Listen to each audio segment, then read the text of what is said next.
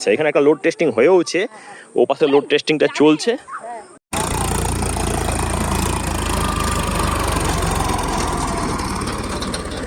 সামনেই রয়েছে আমাদের সৎসঙ্গ বিহার, মানে অনুকূল চন্দ্রের আশ্রম।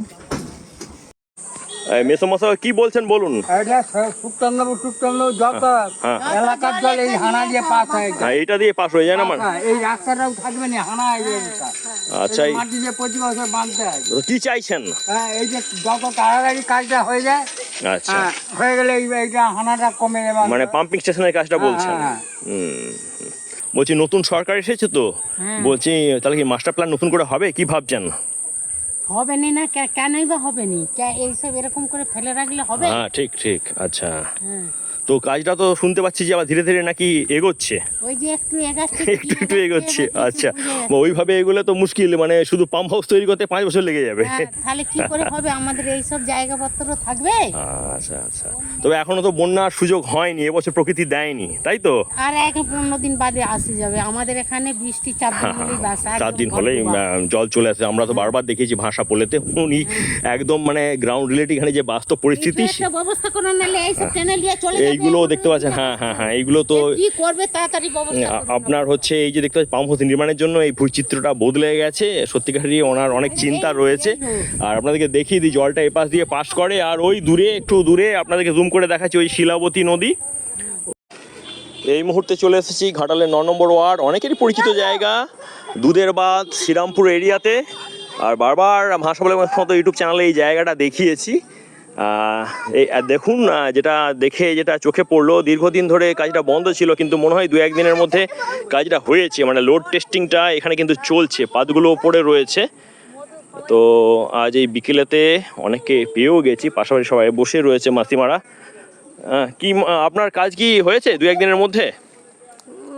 সোমবারে মনে হচ্ছে কাজটা আবার হবে। আর হয়েছে কয়েকদিনের মধ্যে হয়েছে? কয়েকদিন হলে 4 দিন আর হবে। আচ্ছা, দিদি এখানে কোথায় লোড টেস্টিং কি আগে একটা হয়ে গেছে? কোথায়? এখানটায়। আচ্ছা, এখানে একটা লোড টেস্টিং হয়েওছে, ও পাশে লোড টেস্টিংটা চলছে। তো খুব ধীরে ধীরে কিন্তু এখানের যে পাম্পিং হাউস নির্মাণের যে প্রকল্পটা, সেটা কিন্তু এগোচ্ছে।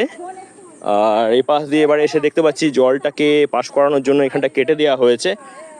দূরে আমাদের পরিচিত সেই দুধের বাঁধ সেতু ব্রিজ দেখা যাচ্ছে। আরও কাছে চলে এলাম।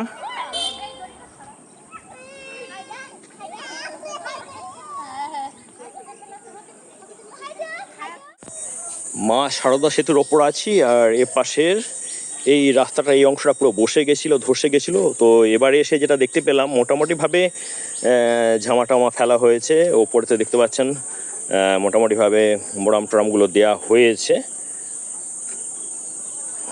বন্ধুরা, শ্রীরামপুরে এসে দেখলাম ঘাটাল মাস্টার প্ল্যানের অন্তর্গত যে পাম্প হাউস নির্মাণের কাজটা এখানে যেটা চলছে, সেটা খুব ধীরে ধীরে এগোচ্ছে।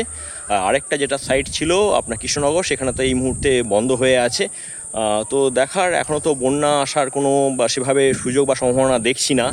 তো তার মধ্যে এই কাজগুলো এগিয়ে গেলে ভালো হতো। কিন্তু আবার একটা বিষয় রয়েছে, সেটা হচ্ছে ঘাটাল মাস্টার প্ল্যানে তো ডিপিআরই ড্রাফট প্রজেক্ট রিপোর্ট নেই। তার সঙ্গে সঙ্গে মাস্টার প্ল্যানটা মানে বেশ কিছু নদী খনন আর আপনার পাম্প হাউস নির্মাণের ব্যাপারটা ছিল। এরপর অ্যাকচুয়ালি যে মাস্টার প্ল্যানগুলো হয়, সেগুলো কিন্তু গ্রাউন্ড রিয়েলিটি দেখে অনেক কিছু ম্যাপিংয়ের ব্যাপার রয়েছে, জিআস ম্যাপিং ট্যাপিংয়ের ব্যাপার রয়েছে, করে সে প্রজেক্ট রিপোর্টটা তৈরি হয়। সেটা তো হয়নি। তো এখন দেখা যাক কতটা কি এগোয় কাজগুলো। আর বিভিন্ন জায়গাতে এটা স্বীকার করে নিচ্ছি, মাস্টার প্ল্যানের যে নদী খনন ড্রেজিংয়ের কাজটা, বিশেষ করে ঘাটালের শিলাবতীতে, সেটা কিন্তু বন্ধ হয়ে পড়ে আছে। তো এইভাবে যতটুকু তথ্য পাচ্ছি বন্ধুরা শেয়ার করছি, তুলে ধরছি। তো আপনারা জুড়ে থাকবেন ভাষা বলে সমস্ত ইউটিউব চ্যানেলের সঙ্গে। এইটুকুই। আবার কোনো তথ্য পেলে, নতুন কোনো সম্ভাবনা তৈরি হলে ঘাটাল মাস্টার প্ল্যান নিয়ে অবশ্যই জানাবো। আপাতত টাটা।